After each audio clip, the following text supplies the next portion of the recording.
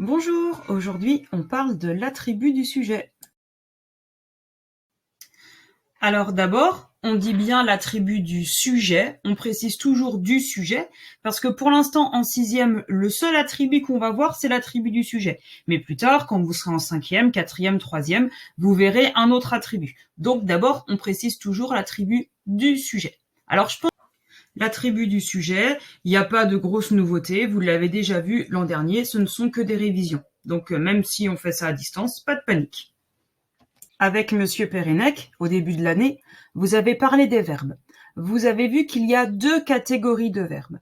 La première, ce sont les verbes d'action. Ils disent ce que fait le sujet. Par exemple, les verbes courir, bouger, respirer, dormir.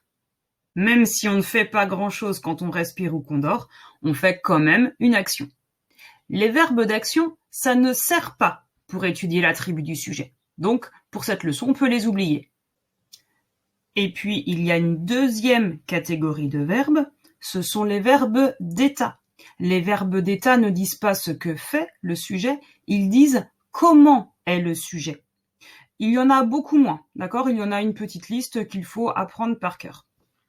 Le premier, c'est le verbe être, et puis tous les verbes qu'on peut remplacer par le verbe être. Devenir, sembler, paraître, demeurer, rester, avoir l'air, passer pour. Ces verbes-là introduisent des attributs du sujet. Je vous donne une petite astuce pour reconnaître un verbe d'état. On peut toujours remplacer un verbe d'état par le verbe être. Par exemple, dans le confinement semble interminable, je peux remplacer semble par est, ça donne le confinement est interminable, et donc on sait que semble est un verbe d'état. L'attribut du sujet donne une information sur le sujet. Il fait partie du groupe verbal, et c'est un complément essentiel.